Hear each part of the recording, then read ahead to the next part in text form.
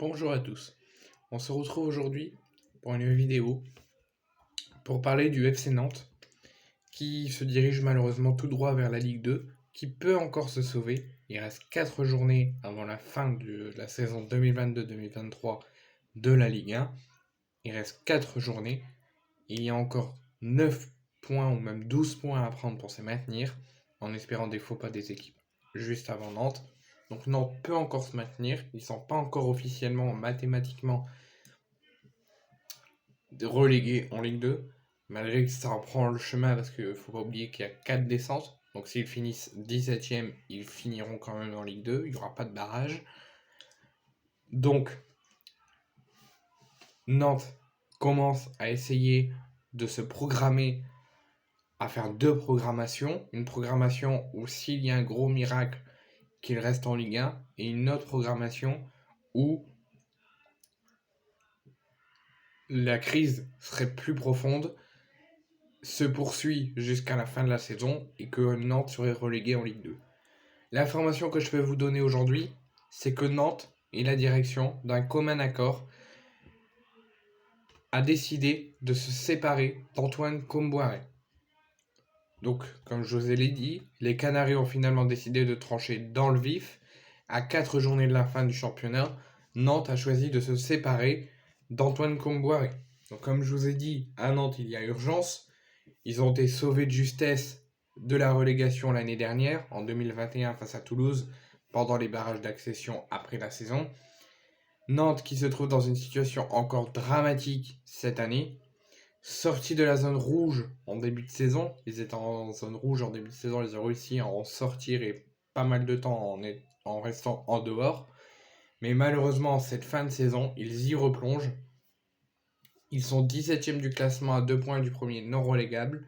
Donc ils peuvent encore se maintenir, mais ils font partie des 4 relégations en Ligue 2 si la saison s'arrêtait aujourd'hui.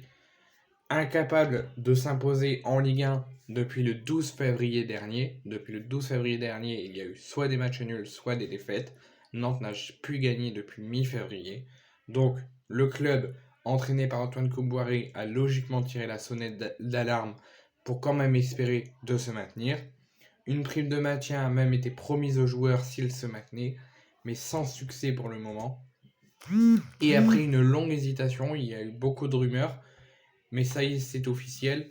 La famille Kita a décidé d'activer un deuxième levé après la prime maintien, c'est de se sauver et donc de limoger Antoine Kombouaré.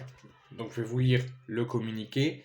Actuellement 17e en championnat, le FC Nantes et Antoine Kombouaré ont décidé d'un commun accord de mettre un terme au contrat qui les liait. Pierre Aristouille prendra l'intérim jusqu'au terme de la saison avec l'objectif d'assurer le maintien de Nantes en Ligue 1 jusqu'au terme de la saison. Donc il y aura sans doute un choix d'entraîneur pendant l'intersaison pour préparer la saison en Ligue 2 s'il y a descente ou une nouvelle saison en Ligue 1 s'ils arrivent à se maintenir. Nantes tient tout particulièrement à remercier Antoine Kombouaré, véritable meneur d'hommes. Le technicien est parvenu à maintenir le club en Ligue 1 au terme de la saison 2020-2021. Il a aussi été l'un des plus grands artisans de la magnifique saison réalisée la saison dernière avec une 9e place en championnat et une Coupe de France remportée. Un trophée qui permettra à la Maison Jaune de faire son retour sur la scène européenne cette saison. Donc des émotions qui resteront donc à jamais dans les mémoires du FC Nantes. La seule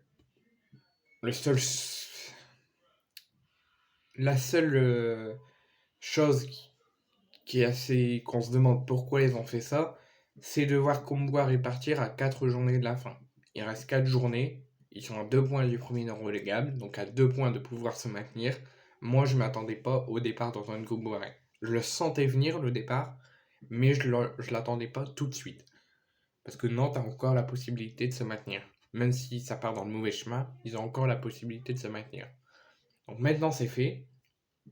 Comme je vous l'ai dit, c'est monsieur Pierre Aristouille qui prendra les rênes de l'équipe première jusqu'au terme de la saison. Il y aura sans doute une réunion ou un changement d'entraîneur pour préparer la saison prochaine, en Ligue 2 ou en Ligue 1. Mais pour l'instant, Nantes se sépare d'Antoine Kombouaré et il nous annonce le nouveau entraîneur, par intérim, Pierre Aristouille.